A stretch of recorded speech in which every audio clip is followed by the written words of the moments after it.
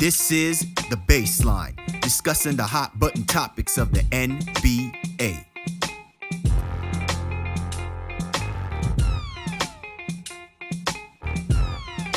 Welcome, everybody. You're tuned to The Baseline. Callie Warrenshaw discussing the hot button topics of the NBA. Finally on the other side of NBA All-Star Weekend and the stretch run. So part 2 of this NBA season begins. And it's been good, man, right, y'all? It's been really, really good knowing that we've had exciting basketball at the early outset of the season. We have a buildup of so many different storylines because of the competitive nature and the gap between teams in the Eastern Conference and the Western Conference alike are neck and neck. Positioning matters. So yeah, man, kudos to the NBA. They continue to try to, develop and build ways to allow this competitive fervor to carry itself consistently from the beginning season to the end of the season. But I'm just finally glad we're on the other side of this and we're beginning to see, teams starting to cut their teeth into the possibilities of making a legitimate run. And so it begins. Well, it's certainly interesting that you kind of led with that, my guy. And it's always great to be here because I think we're seeing that level of angst even kind of show up in a little bit of the play here just post All-Star. Like we're only like three days into the post All-Star situation, and you've had a lot of some kerfuffles, as they like to say, and you have Jimmy Butler out there talking about, it's that time of year. So people are definitely gearing up here for this stretch run as playoff seeding will become, a massive topic of conversation. 7, 8, 9, 10, that play-in situation. So I think you're starting to see that. And this is what we're here for, man. The great time of the year with the NBA basketball. Absolutely. And really, it's a great time of the year because availability, sometimes becomes scarce, few and far between.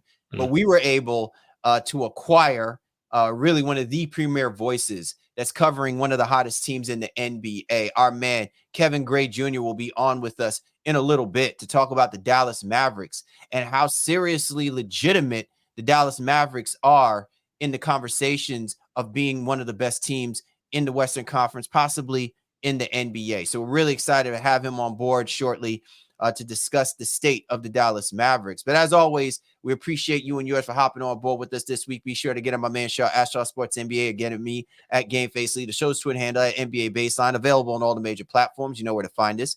Go to www.thebaselineNBA.com to catch us, to catch our shows, and even this show that you're listening to right now. You can also catch us on the YouTube channel. Hello to our people out there who can visually see the wonderful smiles of myself and my co-host, Mr. Warren. I guess I should put on a smile then. Yes. Flash some pearlies for them. And as always, if you see the blue and white logo, we rocks with the 19 Media Group family. 19 Media Group be running these content streets. So as always, we encourage you guys to go to www.19mediagroup.com to check us and the family of great content that is available for your listening pleasures. Shaw, let's not waste any time with it. I know that we've got some news and notes to cover before we lead in with our special guest in the breakdown, our man Kevin Gray Jr. So right now, as you had stated a little bit earlier, some NBA kerfuffles have been taking place. I wonder from your perspective real quick, Shaw, that is it more of the intensity of teams? Is it possibly that, it's the players or maybe teams more so just don't like each other? Or is it really, more that the referees are tightly regulating and it's making it more contentious for the players in the way that the game is being patterned, the way that the game is being played? So like a slip up can be, an oversight in some other, other stint or whatever the case may be, but because it's now being managed so heavily, scrutinized so heavily, anything can set these dudes off because they're already on edge. Now, I don't think the referees are at fault here. The referees have had a less than stellar season for sure. like for sure. And that's the topic of conversation we can dive into probably at another time, because I think the quality of refereeing has definitely gone down, but I don't think that's been a direct impact to what we've seen here, especially in this last, few days in terms of some more of the flare up varieties. I think some guys are trying to embody certain personas. There's some guys who are like, listen, I'm not going to take disrespect, even real or perceived. And there's some people who I think have felt like, well, you know what? This team or that player is not respecting the unwritten rules of the game, like scoring baskets, when the game's out of hand, those types of things. So some of that, though, was even a result, if you will, from earlier in the year with the in-season tournament where you needed to win by X amount of points. So there's a lot of things that I think contributed to the way players are feeling right now. But I would have expected, a lot of players, they went and spent some time on an island after All-Star break, came back fresh and kind of chill. But it's been the exact opposite. Temperatures are hot because they realize, hey, playoff seeding is at stake here. And, we're not going to go at this and just kind of like, half-assed it in any capacity. We need to be out here and we need every possession matters. And that's what we want to see. But we can do without the flare-ups, if you will. But I think it's been interesting that has been like the direct result here post All-Star, that there's been like 3 or 4 different conversations where teams have gotten into like little things where they had to break things up. Well, the only thing that I can appreciate about these flare-ups is not so much the on-court scuffles as much as it is the after-game post-conference interviews. Yeah, I mean, some of these cats, man, like seriously, like it's pristine. Like, it's a commentator, podcaster, NBA analyst's dream when these cats, man, you just catch them in a quote. That's all you got to do. Sure. My man, Jimmy Buckets never disappoints, right? Like, you know what I'm saying? These guys ain't gonna calm this down. Not with Jimmy B. Jimmy B gonna fan that flame quite nicely. You know what I'm saying? Yeah. So no, real talk. So yeah, so I listen, but I appreciate this because I think at a time as well too, Shaw, where it feels like the NBA is getting along a little too much. You want there to be a little bit of angst, a little bit of ants in your pants, so to speak. You know what I mean? Like, just give me a little something that tells me, you ain't got to hate the dude, but you got to hate not, not accepting that you're not better than that team. Or you got to hate not accepting, that, it'll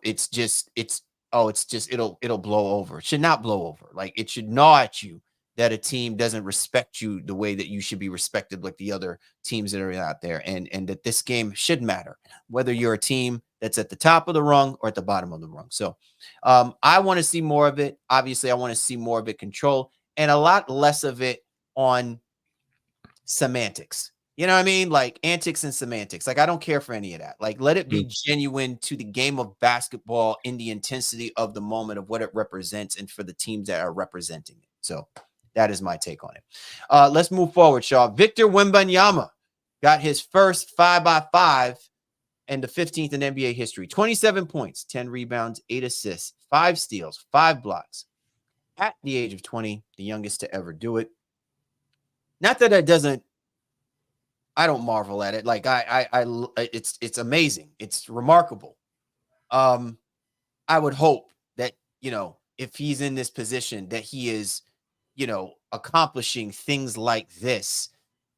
But do you think that it's going to bolster anything additional about him and where he's at or his greatness or whatever the case may be because of it? Or are we just basically saying, oh, the sky's the limit for him and, wait till he, really kind of gets his feet underneath him in the NBA? Like, this is going to be like the regular. I think it's more because it hasn't been done since I think Karolinko did it however many years ago, right? But the aspect of being able to impact the game at all facets of the game, with his overall length, what he can do to shoot the basketball, score the basketball, rebound the basketball, and then those things on defense as well too. Like, we don't get in this kind of hodgepodge of great statistics, like how many deflections did he have as well too, how many shot contests, but all those are a part of the game as well. But just looking at the raw numbers of what the impact is, that's where you can kind of marvel, is like, damn, steals, blocks, assists, rebounds, points, everything, every statistical thing that matters or that is tracked, if you will, in the regular box sheet. hey, he impacted it in a way that is, more than way higher than your NBA average. So it was a great game. Unfortunately, it came in a loss, to the Los Angeles Lakers.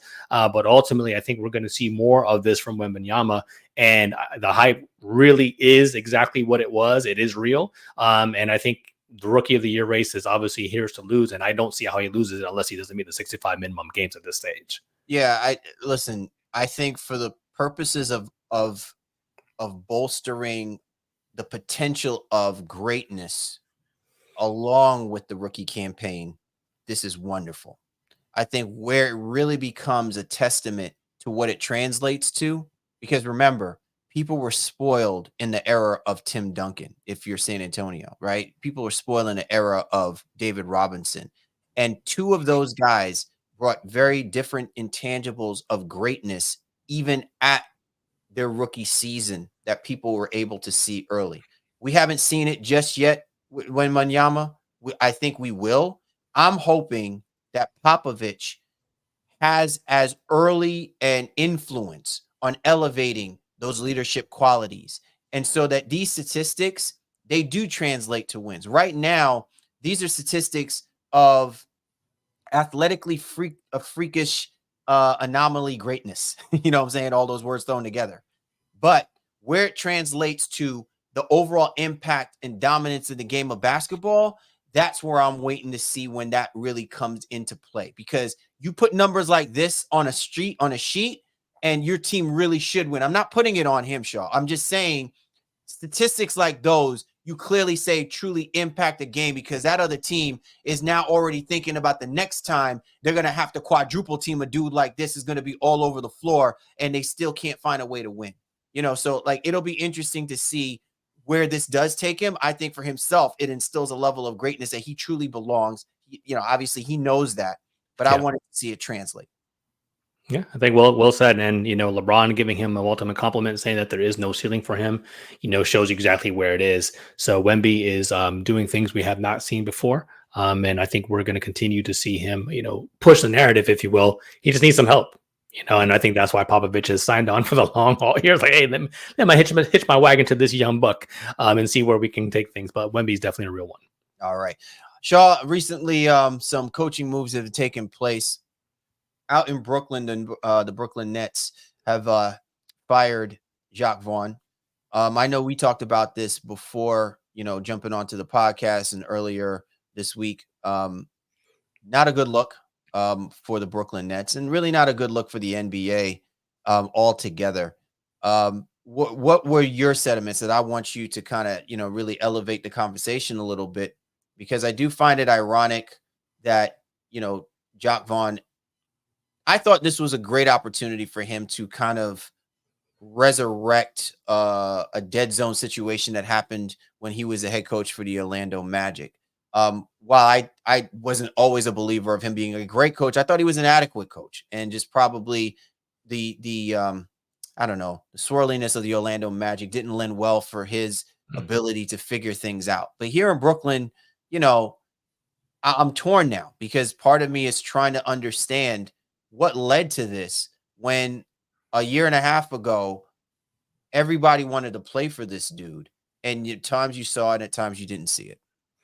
Well, I've softened my stance. So I have a special place in my heart, if you will, for Jacque Vaughn, because I think he was a soldier in that organization, kind of yo-yoed around. Hey, you have it? No, you don't. All right. Well, now we need you now. You know what I mean? And ultimately, though, what has come out here in the week since is that he didn't necessarily have great control of that locker room. The offensive sets specifically that they were running weren't ultimately complex. It didn't feature guys in the way that some of them wanted to be featured. Dinwiddie was railing against them, and hence why you saw Dinwiddie's play just tail off, like fell off a cliff the last part of the season before he was moved. But Mikal Bridges going on the Jalen Brunson and Josh Hart podcast and kind of, saying some of those similar things too, that they're not really running anything out there, and he got clowned on it. He just lost the locker room, just point blank. And that's just all that can be said about it. There were some comments, I guess, he made in some post-game stuff too, where he didn't necessarily have his players' backs, and he'd like over compliment the other team. So it's one of those things when you're trying to utilize that as a motivating factor, but it ends up being an alienating factor for the guys that you need to go to war with on a day-to-day basis. So I think Jacque Vaughn will coach again. I don't know if he'll get a head coaching job immediately, but probably having to take an assistant or associate role before he steps back into that lead seat. But to me, as you allude to, it's more of a blemish on the organization as well too. Multiple firings, multiple things have gone wrong for the Brooklyn Nets since they moved to Brooklyn from the Prokhorov days to where we are now and Sean Marks. And I just don't know that this franchise is going to quite get it right anytime soon. And I'll leave with this point.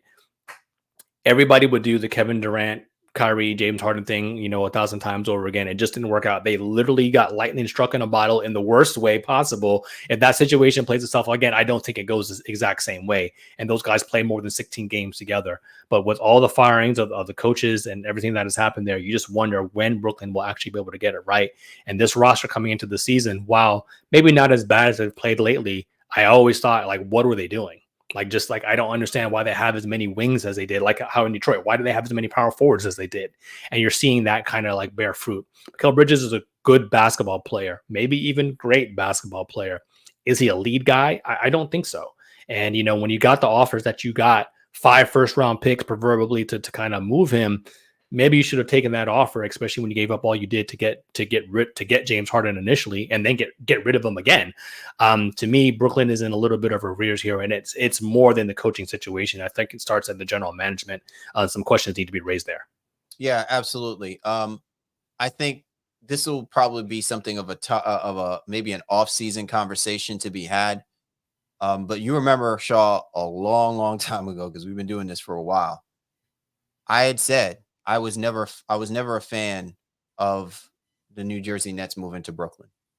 And you know me, I'm born in Brooklyn.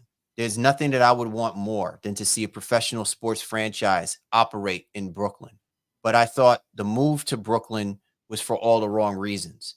The history, I think, tells you sometimes that there's some teams that in order for them to have a future, you have to set the course right for what your history has told you. And the New Jersey Nets never had that opportunity. A lot of it has been maligned by the fact that people just didn't buy into the New Jersey Nets because it's in New Jersey. Well, look, man, there's football teams here in New Jersey, and they're New York-based teams. So what are we talking about? This is all a money move. But now you see 10, 14 years ahead.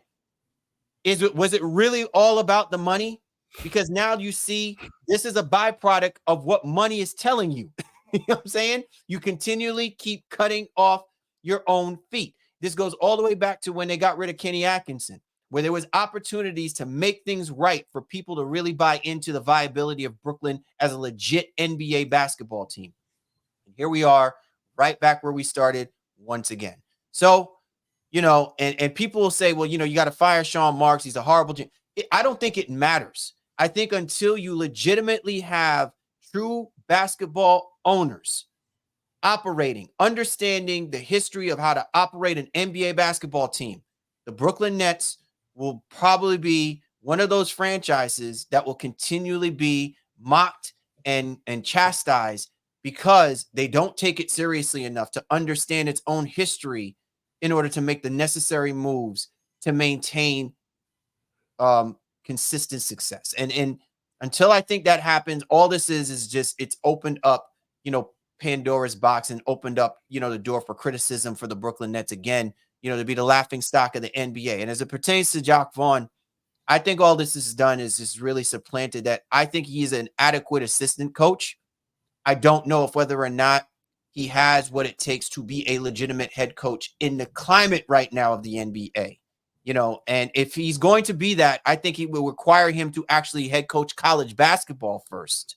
Learn how to work with those young men to replenish his image as what he would be as a head coach for professional men here in the NBA. And I'm not saying it to diss him. I'm not saying it to dismiss him. I'm just being realistic about what his opportunities may actually look like of coaching in any NBA capacity for an NBA team. If he ever wants to do that, he cannot do it with the resume that he's displayed these last 7 to 8 years.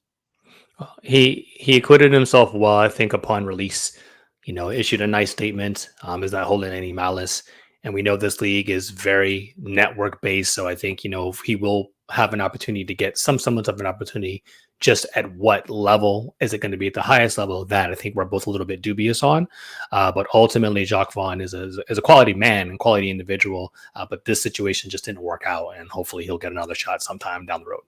Absolutely. You're tuned to the Baseline. Callie Warren Shaw discussing the hot button topics of the NBA. So from moving one firing, we talk about a hiring or an add-on or an extension. Don't need to try to be fancy. It's just an extension. So Steve Kerr gets extended 2 years, $35 million. Damn, Steve don't want to leave Golden State, man. And I guess Golden State don't want him to leave. So what do we make of Steve Kerr getting another 2 more years? 2 years, 35. I think it's lines up adequately, if you will, with how long Curry will probably also continue to play, give or take. So Golden State has seemed to have righted the ship somewhat here. We'll see, obviously, how it plays out from a playoff standpoint. But obviously, they're their best coach in franchise history, multiple titles, and this signifies to me that this is a band that is very intent on staying together in some capacity. Now, the sum of those parts, maybe Klay Thompson does have to leave. He's already been benched, and is doing okay. I think within that role, had a nice 30+ point per game, I think, before the All-Star break, but is settling into what might be his new normal. But they already re-upped on Draymond. Obviously, Curry is not going anywhere, so that core of Draymond, Klay, Curry, and Kerr, I think, is something that the Golden State is bound to. And I think that extension with Steve Kerr kind of signifies that, hey, this is the short-term and long-term future of the Golden State Warriors. Look, I've said this for a long, long time, Shaw. Okay. I would love to see, it's going to be one of two things for him, for Klay Thompson in Golden State. I really think that he should be their Sean Livingston, Andre Iguodala. He should be coming off the bench and really be their premier scorer, 6-man scorer. He can still get the same number of minutes. He just doesn't have to start. But the reason why I'm saying he does not have to start is because he cannot play the 2 guard the same way now, right? Like, even defensively, he becomes a liability. I think with the way Kerr wants to operate, he has more versatility. Let me interrupt though before we go too far down the line, though, CL. So I can agree with that, but I think what some people say is the more important question is, if he doesn't start, does he finish? And I think that's where Klay also needs to figure out, okay, because he's not finished some games as well, too, more recently. And I'm sure you saw that very sobering post-game comment, about a couple of weeks ago here now, where he's like, man, he realized that he's obviously a step slow. So going from starter to 6-man, 7th-man, whatever, is one thing, but can he close games? I think that's going to be the next step. Can I answer that question for you, Shaw? It really depends on what kind of team the Golden State Warriors want to be. If the Golden State Warriors want to be this, offensive race boat type of team, then that means that you really should be utilizing Klay Thompson in a way where offensively he is in his rhythm. But if you're telling me that this is the best of the Golden State Warriors team is going to be, basically they can get 10-point leads, but teams are going to relatively be in it going into the fourth quarter, I'm telling you right now, Klay Thompson's not going to see a ton of minutes in that fourth quarter. You know what I'm saying? Because just because of the way that he doesn't operate the same kind of way systematically, the way that Kerr wants to operate, utilizing the Kumingas and utilizing the Podzingis. It was easier for Klay because he could put more emphasis defensively. But that gets compromised on the floor if the matchups are not in their favor. So unless the Golden State Warriors are stretching teams out, showing offensive explosivity, is my word, I think that this is what's going to be the new norm for Klay Thompson. And it may not be something that he wants to swallow or maybe even wants to hear unless he figures out a way that he can be clutch in those moments that the Warriors need, that he can be implemented in that offensive scheme where he's a go-to guy. Yeah, I think I heard it somewhere, and I want to paraphrase. Maybe it was NBA radio, but I think it's at the stage where maybe it's just game by game. And he has to be okay with that too. He has to be okay with that. Yes. Yeah. If he has a heater going, sure. then we can go out there and let that ride and maybe sacrifice maybe a little bit of the defense. Or in those closing minutes, you play offense for defense, you call the timeouts, you do whatever the case would be. You bring in a more defensive minded guy, and then you bring him in for the offensive side again if he has the heater going. So that to me, I think is really interesting. But I think to the overall crux of why the impetus of the conversation here, Kerr is going to be here for a little while longer. He gets to now be one of the highest paid coaches, if not the highest paid coaches, and just kind of a testament to his overall resume. So Golden State rewarding their own here. Absolutely. Okay, finally, Shaw, Mike Conley getting a contract extension. Good play for the Minnesota Timberwolves. Yeah, for all intents and purposes, it keeps them out of free agency. The Timberwolves are a different team with Conley out there. That is one of the more underrated moves, I think, of even last year, swapping out, D'Angelo and getting Conley there. Has activated, Rudy Gobert, especially this year. And this one Timberwolves team is number one in the Western Conference. So him not going into free agency and not getting a huge deal that he probably could have gotten even at this veteran stages. The Timberwolves are going to be one of those tax-strapped teams pushing up against that second apron with Cat and now Edwards' extension all kind of kicking in. McDaniel's extension is kicking in as well too. So to get Conley kind of on the cheap here before he hits free agency, I think was a smart move fiscally, but also a great move from a team chemistry standpoint to kind of keep things going here in the future. Absolutely. Callie Warrenshaw, baseline NBA Callie Warrenshaw contract. I'm just stumbling over. We're so excited because our guest is coming on in a few moments. You're tuned to the Baseline. Callie Warrenshaw discussing the hot button topics of the NBA. Coming up, we have a special guest jumping on board. Our man, Kevin Gray Jr. is going to be talking about the Dallas Mavericks and how dangerous of a team they are. But first, did you know that there's a whole collection of Black-led products that fit into your daily routine and lifestyle that you can get at Walmart? And it's so important that we show Black founders some love, not just during Black History Month, but all year long. Because every time we buy a Black-led brand, we're making room or creating demand for another Black-led brand. Black founders and the products they bring to the table are creating a whole new world of choices at Walmart. Some of the products I want to check out are Natural Vert Granola, Zach and Zoe Honey, Scotch Porter Beard Balm, and Partey Cookies. Go to walmart.com/blackandunlimited to discover all the amazing Black-owned products that you can add to your daily routine. Kevin Gray Jr. joins us talking Dallas Mavericks here on the Baseline. Don't go away. Time to break it down.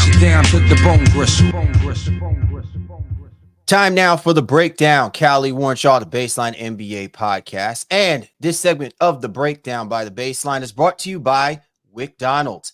Imagine if we were to live in a world where the most iconic creators of anime merge powers with the most iconic creators of the Golden Arches, creating a universe of limitless possibilities, taking our imagination and taste buds to levels unimaginable. Welcome to McDonald's. That's right, not McDonald's, my friend. This is McDonald's. For a limited time, anime fans and lovers of the Chicken McNuggets will have a chance to immerse themselves into their favorite fictional restaurant. And what better way for those iconic tenements of taste to be appreciated by introducing the bold new McDonald's savory chili sauce. And when I say chili, I don't mean Pokemon chili, bub. When you combine your Chicken McNuggets with McDonald's bold savory chili sauce, along with these iconic fries and a Sprite, your taste buds will go Super Saiyan in a hurry. But are you ready? Are you really ready? You better be, because this flavorful sauce will only be around till March 25th to go along with your 10-piece McNuggets. Head to your nearest McDonald's and try the bold, savory chili sauce while supplies last. Callie Warrenshaw, and this is an awesome time to be bold and have bold conversations with probably one of the boldest teams that is running ship right now in the NBA. And what better way to discuss the Dallas Mavericks than one of the premier people covering the Dallas Mavericks as we speak. He hosts pre and post game on 97.1 The Freak, and he is also host of Inside the Mavs. You can catch him on iHeartRadio. Our man, Kevin Gray Jr. Kevin, thanks for hopping on board with us, for stating the case of why people need to be trembling from the waist down when they hear the name of the Mavericks. Whoa there. Talking about savory chili and trembling. I like it. You talking about spicy too. I don't know how I can follow that up too. It's spicy for real. I'll give you two words. Luka Doncic. I mean, right now he is, for me and for a lot of folks, not just a top 3 MVP candidate, but maybe right now the leading MVP candidate. I mean, he's leading the league in scoring. He's number 3 in assists. Only Stephen Curry has made more 3-pointers than him so far this year. And, oh, by the way, he's decided to show some effort on the defensive end, is top 7 in steals. So any way that you kind of slice it and you look at an MVP profile, now that the Mavericks are doing the kind of winning that can accentuate a guy's numbers the way that Luka has so far, yeah, Luka Doncic would put fear into anybody, regardless of what he may be doing at night in and night out. But this year in particular, he's been spectacular for this team and is the driving force on why they are where they are right now. So, Kevin, yeah, let's dive right into that situation, right? So I think one of the things that happened here, I feel like their trade deadline was, I think it was slightly underrated because it was like, oh, the Knicks.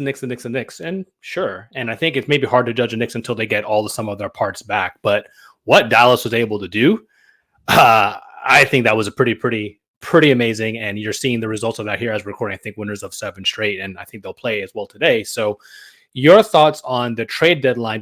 Would you say that they had the best trade deadline, or would you give that to the Knicks? And then also the aspect of getting rid of Grant Williams, as a part of that situation, what was kind of going on behind the scenes there too? Yeah, it's interesting because I felt like the Knicks and the Mavs were the two teams I thought that had the best trade deadline. When the trade deadline initially ended, I felt like the Knicks were the team that had the best one, but the Mavericks were definitely a close second there. I mean, one of the things that they needed to add was size and athleticism, and they did that by getting PJ Washington and Daniel Gafford. And I'll start with Washington because since he's come to Dallas, he's got a defensive rating of 95.8, just a shade under 96. And you've seen the size and athleticism that he can provide. You saw the game, against Phoenix the other night. He, Derrick Jones Jr., and others taking turns with Kevin Durant, holding Durant to just 11 points in the second half. And that is something the Mavericks have desperately needed, is some wing depth and size to be able to guard, bigger guys, especially guys that can be able to put the ball on the floor. And Washington has been great for them defensively. So, he's got to come along a little bit more in terms of his 3-point shot right now. Since joining the Mavs, he's shooting about 32% from 3, which is about on par with his shot so far this year. But he's going to get a lot of wide open looks. And if he can knock down threes at a consistent rate, especially with Luka and Kyrie generating those looks, it just becomes that much more lethal for them on offense, going forward. And then for Gafford, look, Derek Lively has been a godsend for this team. The rookie starting center for the Mavericks, he's been spectacular, but they needed some depth behind him to be able to not only help him grow, but also be a guy that, allows them because he's starting to learn how to play without fouling, because that was one of the things early on in the season he was having a little bit of trouble with. And any rookie, with size is going to have a little bit of trouble doing that. But Gafford has come in, he's blocking shots, he's rebounding on both ends of the floor, offensively and defensively, and he's brought an intensity to that second unit that they've needed in the middle, because while they've had Dwight Powell and Maxi Kleber there for a while, they just don't provide you the kind of size that you need, especially when you look around at the Western Conference with, the Minnesota Timberwolves, the Denver Nuggets, the Oklahoma City Thunder, to a degree. The Mavericks have needed that size, and Gafford provides them now that behind Derek Lively. So what they had to give up by moving on from Grant Williams, while yes, that was a disappointment after about the first month of the year, they feel like they're in a much better position with the entire roster that they have now than what they were prior to the trade deadline. And some folks will hem and haw about the idea of the amount of capital that they gave up in order to get it done, but you at least give Nico Harrison credit for continuing to take swings at this to try and build around Luka. And they feel like now they have the kind of roster based on the way that they want to play that can make that move going forward for the rest of the season. Kevin, I'm going to help you answer this question. Okay. The New York Knicks be considered the darlings of the trade so far for 2024 because they finally got out of their own way and actually made sense of the trades. Dallas Mavericks won this trade. And the reason why I'm going to speak to this part of it, and it's actually accentuating the points you just illustrated about the importance of where the Mavs are and why these trades are needed, is because when you look at how Jason Kidd has been able to work with the rosters he's had over the last couple of years, what's been lacking his ability to be able to utilize the roster the way that he's been used to when he was playing as a point guard, through the Nets, through the Mavs, and all the teams that he's played for. He's been able to disseminate his players out there the way necessary to maximize the moment. And I think the key that's going to come down to this, and why I'm saying the Mavericks have won this trade, is you immediately have seen the impact of the players that they acquired at the trade deadline already helping the certain inadequacies that have plagued the Dallas Mavericks and people buying into their being a contender, especially in a very loaded Western Conference. Whereas when you look at the New York Knicks, while I know everybody, and it's just interesting, I'm just sitting here on a drive running some errands before we got here to get ready to record this podcast, how everybody up here in New York is just, oh, the Knicks really, hit it out the park, getting Burks and Bogdanovich and stuff. And I said, why are you people jumping up and down? Right now, this is about as critical a moment for the New York Knicks to prove that they are true contenders. Because while those three guys, that their trifecta is supposed to be OG Anunoby, Randall, and Brunson, the true meaning of what this Knicks team is going to be reflected upon are these minutes that these guys had to be inserted in since your best guys are on the mend. And if they are not showing up and providing the consistency and depth, which is going to be replicated in the playoffs, because that's where it really counts, is where your role players are when it's playoff time. I can see where the Dallas Mavericks role players are on the road and also at home. They're already making that immediate impact. I can't say the same thing about Burks and Bogdanovich, because as great as they are, and Sean knows about this because he speaks about Bogdanovich all the time. He got pissed that he never got moved at the beginning of this season and for the last year and a half with the Detroit Pistons. The one thing that bugs me about everyone's fascination about Bogdanovich is it's not that I don't think the guy can score. It's, can he score when it matters the most? And it means in the playoffs. So now in this stretch of games, I want to see, because this is playoff situation for the Knicks, right? They want to get as high as they could possibly can. And if you're the Dallas Mavericks, the fact that you still have Luka, you still have Kyrie, they're relatively healthy, but your role players are stepping in and making, and Kid can use these guys any way that he wants to, and you still have 11 deep. That's why I think the Dallas Mavericks completely won on this trade, because they've got guys that immediately are making an impact on that roster. And it's interesting you brought up, with Jason Kidd, particularly the 2011 Mavs championship team, because you look at that team, obviously they had their singular superstar with Dirk Nowitzki, but you look at what they had in terms of their size. Tyson Chandler in the middle, Brendan Haywood was on that team as well. So a lot of folks have drawn similar comparisons to the way that the Mavs look now this year with your singular superstar, obviously with Luka Doncic. I mean, it helps to have Kyrie Irving, who's averaging, 27 points in the month of February. Has been spectacular since coming back from injury at the beginning of January. But now the size with Derek Lively in the middle, Daniel Gafford, backing him up as well. You've got size in terms of your athleticism on the wings. Josh Green has come along nicely as the season has gone on, knocking down threes, as well. So there are similar traits that you could see based on the way that the team is built now to the way that they looked back in 2011. And for Jason Kidd, you talked about the amount of flexibility that he now has with his rotations. He's got 10, 11 guys now, especially once Dante Exum comes back, from dealing with his knee injury. He's been out the last now 12, 13 games, dealing with the right knee injury. Once they get fully formed and healthy, they feel like they can mix and match their lineups and rotations that will allow them to play different kinds of styles, whether it be going small, if you have to play Maxi Kleber at the 5 at times, even if you have to play PJ Washington in extreme small ball situations at the 5, you've got what you've needed now to be able to have different lineups that can match up against some of these best teams, particularly in the Western Conference, because, right now they're sitting in 6th. And by the time I think we get to season's end, I think the highest they'll be able to get is 5, because right now Denver Nuggets are sitting there at 4. And it's eventually, while they've been playing consistently for the most part all season, I think they'll turn it up a notch and find themselves climbing into that top 3. But if the Mavs can get to the 5th spot, that's pretty good for based on what they were and all the injuries and adversity that they've dealt with. They played more starting lineups than any team in the league so far this year. So even to be 10 games above 500, now with Jason Kidd having the roster that he believes he can have to have those kinds of matchups night in and night out, it's a huge, huge deal for the Mavericks at this point now. Kevin, it's obvious that you do this, right? So I think you're kind of even leading the conversation a little bit to even where we want to go in terms of their actual ability to move up. I think within the rest of this regular season, taking a full scope of the landscape of the rest of the Western Conference. But I want to harken back before we jump to that point too. Harken back to what one of Cal's favorite point is defense, right? So the Mavs are 20th in defensive rating overall, but they're first in defense rating during this win streak, or second, sorry, and then also first in net rating. So there has been an immediate impact on that. I do want to figure out, though, because you just touched on this with the rotations, how do you feel that's going to impact the locker room? Is everybody is, hey, we're winning, but now Dwight Powell has to take a lesser role. Kleber has to take a lesser role. Exum is even back in. He's had an NBA resurgence, right? And while he's not a front court player, those rotations, those minutes, especially with the flexibility, all kind of come into play. How do you think, if at all, will that impact kind of the locker room chemistry? Is it all good just because they're getting dubs?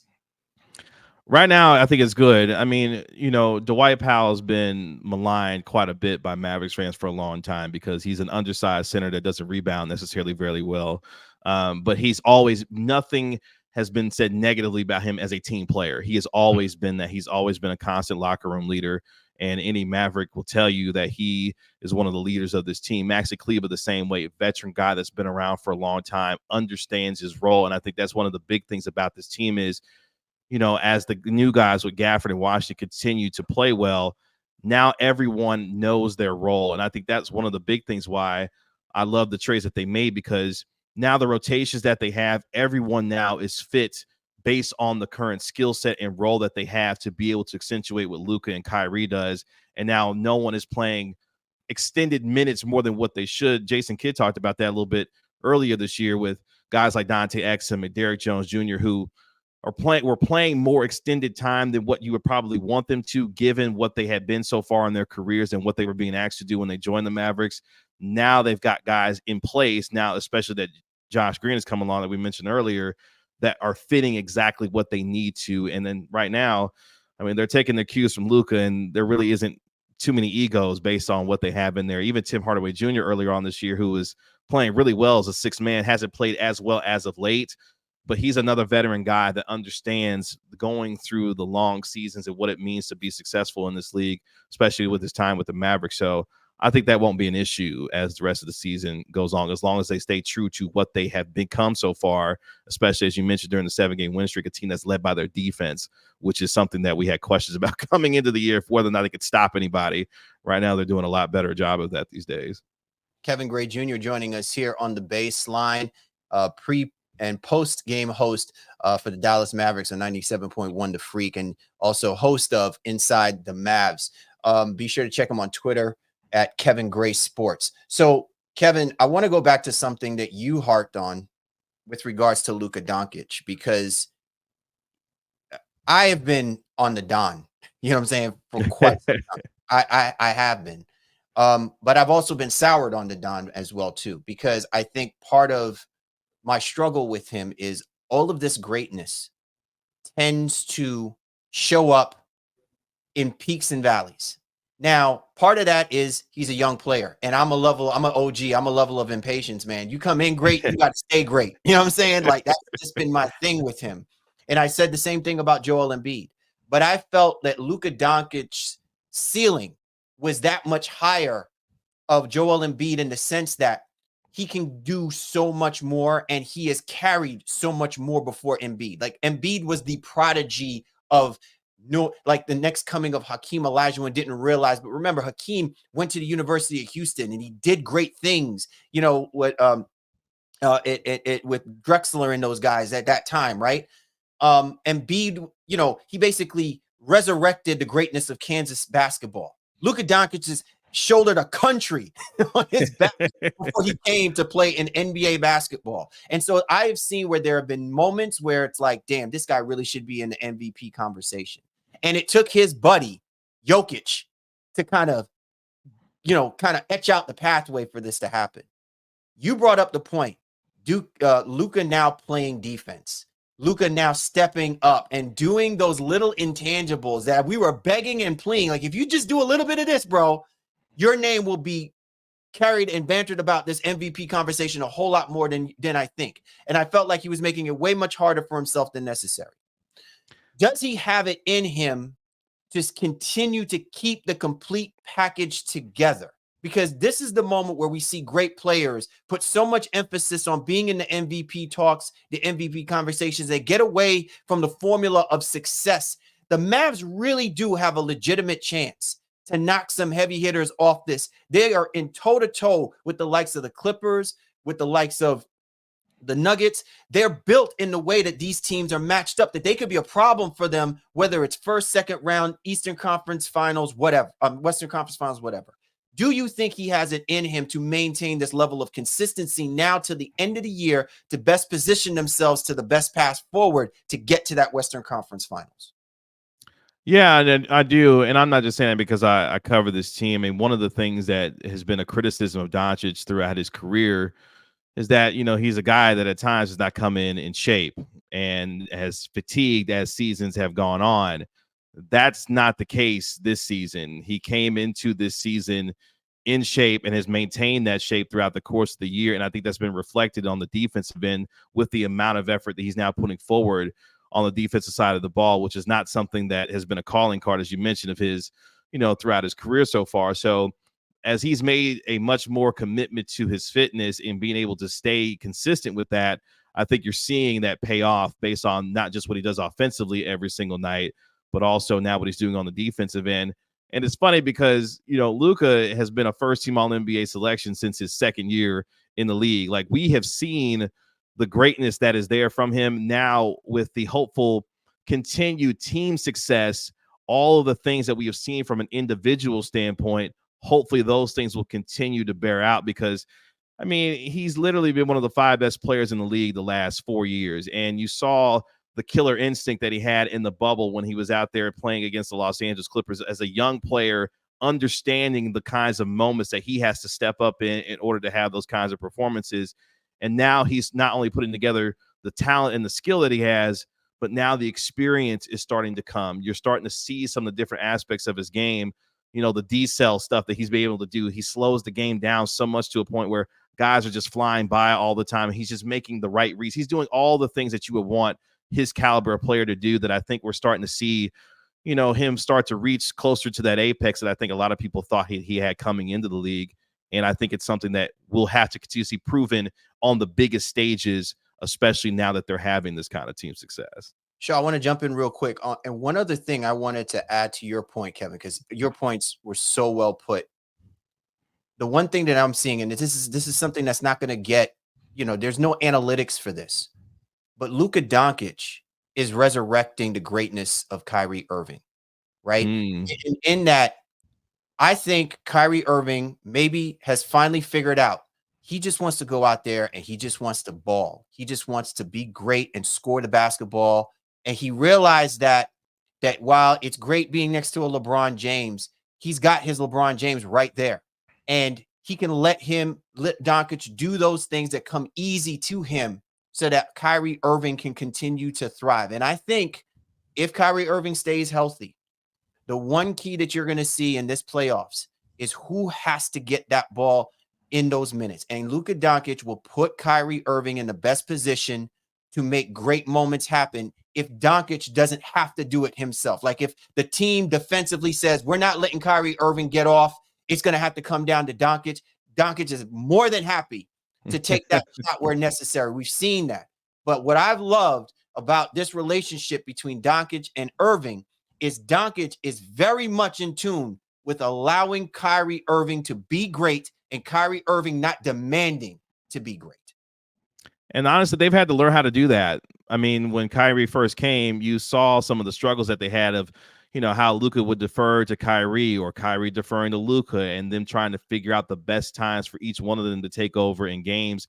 And you saw as the season went on last year, they started to figure that out a little bit more. And now this year, they understand when each other needs to allow the other to pick their spots. I think a great example of that is the most recent game that they just played against, the Suns, where, Kyrie went on a personal 8-0 run to get them back into that game. And he changed the entire feel of what that game looked like because, Phoenix had came out, shot the ball well to start off the game, but Kyrie was able to shoulder the load, take a little bit of pressure off of Luka, get them back in the game. And next thing you know, they're off to the races and Luka finishes the game, with 40-41 and Kyrie drops 29, and they're combining for 70 of the 123 that they scored against Phoenix. So to that point, they are learning how to defer to one another, but allowing the other to take over when they need to. And that's tough for a young player, especially knowing that this is Luka's team. And I think Kyrie understands that. But at this point, and you guys know this better than anything, when a guy decides to be veteran leader guy and play his role, especially deferring to that star, it's like similar when Dwayne Wade looked around and realized, hey, LeBron, you might want to drive this thing here in Miami because we're going to go as far as you take us. And once they figured that out, obviously you went in 2 titles in 4 years, that kind of thing. So I think you're starting to see something similar to that happen with Dallas when it comes to Luka and Kyrie. And if they can continue that, yeah, teams will just get beat. When you decide to pick on Luka or Kyrie, one of the two of them is going to beat you one that way or the other. So I'll have to pivot here because the Kyrie aspect was definitely where I was going before my co-host stole that. So let's pivot here. And I think again we'll harken back to what you said a little bit earlier, Roy, because what is the best matchup for them now, right? Because they could be as high as maybe 5. They could actually drop into 7, maybe even 8 into that playing round. So I don't think anybody is gearing up for a first round matchup with Denver. I don't think anybody wants that, right?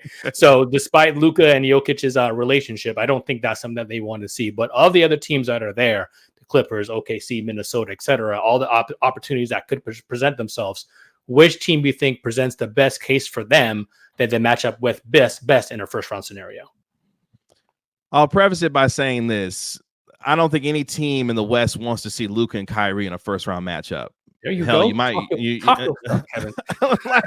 low key, you might not want to see him in the second round matchup either. Just so you know, Kevin, I got the pom poms in the background.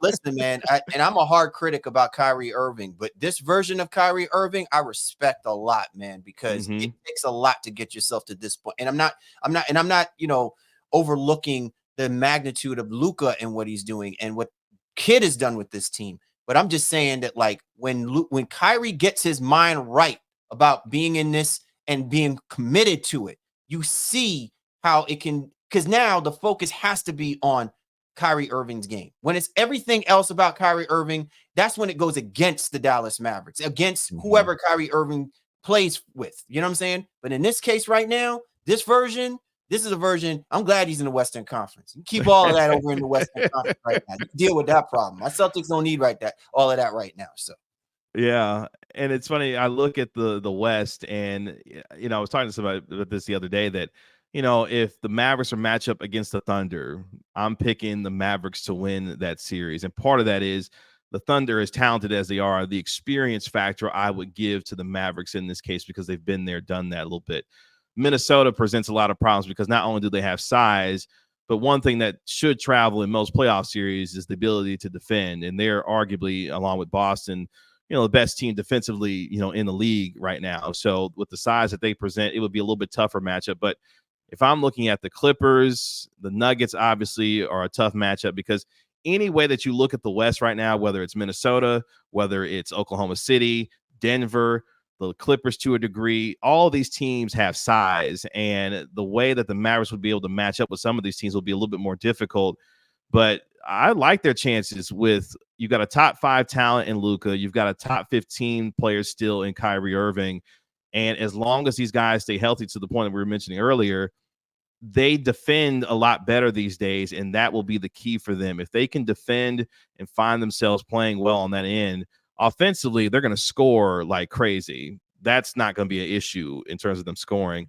The issue will be, can they defend some of these teams that present the kind of size and versatility that a Minnesota, that a Denver Nuggets present? Because Minnesota, I think we talk about Karl Anthony Towns, we talk about Rudy Gobert. I love Naz Reid as a player. I mean, they've got size behind those guys as well that can play. So it would depend on the kind of matchup that they have. But there's a couple of teams that I would pick the Mavericks to beat. I mean, the Thunder being one of them, and Minnesota for their size. I might pick Dallas in that series as well, but it would be a 6-7 game series for sure. But a lot of tough matchups in the West. The West has been murderous so far this season, as you guys know for sure. Go ahead. You're tuned to the Baseline, Callie Warren Shaw, with our special guest, Kevin Gray, who covers the Dallas Mavericks. Be sure to catch him on Twitter at Kevin Gray Sports. Shaw, go ahead. Well, last one for me, more or less, Kevin, is just, I think, how many wins do you think it takes for, how many things you think they will get kind of close out the season throughout 33 years we record? Is this a 50 and 50 plus win team here? And is that what it's going to take to solidify that, not getting into that play-in situation? Yeah, I think between 48 and 50 wins is going to have to get it done in order to solidify a top 6 spot in the West. I mean, you think about it right now, you look at the play-in situation, we're talking about the Lakers, Golden State, Phoenix, Sacramento. I mean, just imagine that Kevin Durant, Stephen Curry, and LeBron James would have to go through each other just to get into the playoffs. Like, you want to get out of that that play-in situation if you're Dallas and solidify yourself in the top 6. And I think 48 to 50 wins would get them that. And not only that, but it also, we talked about Luka Doncic in the MVP conversation. Once you reach especially that 50-win plateau, now you're really in the conversation as a legitimate MVP candidate. And I think with what they have, I mean, right now they have the 10th easiest schedule, to end the season. Their opponent win percentage is .495. So they have a chance to be able to get 16, 17 wins to get them in that 49 to 50 category. And if they do, I think that would get them to the top 6, solidly in the top 6, to avoid that play-in situation for sure. Kevin, my final question for you is this. With those boatload of games remaining, who are you keeping your eye on to really help spearhead the Dallas Mavericks' increased chances to best position themselves for this playoff run? Outside of Luka and outside of Kyrie Irving, who is that guy that you really are going to keep your eye out for and say, if he's right, we're going to be all right? Yeah, I mean, we've talked about Washington and Gafford. For me, it's a couple of guys. I mean, Derek Lively's had a really good rookie season, but for me, it's Josh Green. And, he got the extension before the season started. I thought for this team to be ultimately successful that he would have to be in that starting lineup for them to be able to provide the shooting and what he can provide in terms of finishing the transition and the athleticism that he brings. And really over the last month or so, we have started to see what we thought Josh Green could be at this level. He has to be a guy that's knocking down open shots to keep defenses honest, because if he does, now you're just opening up things for Luka and Kyrie that much more, and you're getting solid wing defense from a guy like him as well. And you pair him alongside PJ Washington, those two could be really good in terms of your perimeter defense and what you're going to be needing down the stretch. So for me, it's Josh Green, because when he's been good and right, he's been really, really good for them, especially playing alongside Luka and Kyrie. When he hasn't been good, he's not shooting the ball well from 3, making mental mistakes at times. But this version right now is what they need. Josh Green, for me, would be that guy down the stretch that if he's playing well, the Mavericks are clicking on a lot of cylinders down the stretch for sure. He is the man. He covers all things Dallas Mavericks, and every now and again he'll sprinkle a little bit of commentary about the NBA as well too. He is the great Kevin Gray Jr. And as always, be sure to check him out if you're a Mavs fan or you just love watching the Mavs ball out. You can catch him on the pre-post game show on 97.1 The Freak, and you can also catch him a host of Inside the Mavs. Be sure to check him out also on iHeartRadio. Kevin, man, we really appreciate you taking the time out for breaking down, the Dallas Mavericks, for really kind of giving us a great, overhead view of what the Mavericks see as far as their future goes in this tough Western Conference. I know it ain't McDonald's, you know what I'm saying, an alternate universe that they would love to be in. But in this NBA universe, they are definitely a legitimate threat, man. And we're glad you're covering them as best as anyone does. I really appreciate that, man. Y'all do a terrific job with the Baseline podcast, man. Y'all are terrific at what y'all do. I enjoy your work, and I just appreciate y'all extending the invite. Mavs getting a lot of love right now, so hopefully they can keep it going. We'll see how far they can take it this season. So I appreciate the time, guys. Thank you. Absolutely, man. We definitely hope to get you on here come playoff time, because, sure. I know you got some things to say. I have plenty to say. Maybe not as much as Draymond, but I'll have plenty to say by the time we get to the end of the season for sure. You're tuned to the Baseline. Callie, Warren Shaw discussing the hot button topics of the NBA, and this was the breakdown.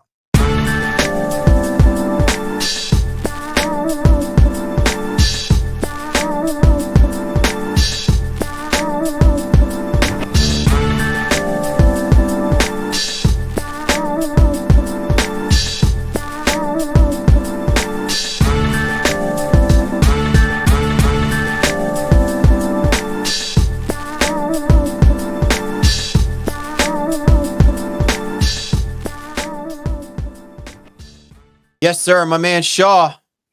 What an awesome conversation with our man Kevin Gray Jr., bro. Just loved it. Totally loved it. Yeah, that's one of my guys, man. I don't get a chance to ride with him often, but definitely follow his work, on social media. He brought me on to his platform a couple times previous, and he knows his stuff. And I think, again, just being able to get in there in the way that some of us can. I always say this, people who are just dedicated to like those teams and to that area. I think he does everything basically in the Dallas area, football as well, too. He's a smart one. So excited that he was able to bring his level of knowledge, to the Dallas Mavericks conversation for our fans and listeners, and hope to have him on our show and program again soon. Yeah, man, I would love to be able to get him on as we get a little bit closer to playoff time. Because, listen, there's no question. Dallas Mavericks are going to find themselves in the conversation for playoffs. Absolutely. And it can only go up from here. Again, kudos to our man Kevin Gray Jr. covering a hot, dangerous Dallas Mavericks team out there in the Western Conference. Like I said, stay over on that side, man. Stay over there. we got Eastern Conference problems to deal with already over on this side. For the baseline, Callie, Warren, Shaw, we appreciate you guys. Thanks for hopping on board with us this week, and we'll catch up with you next time.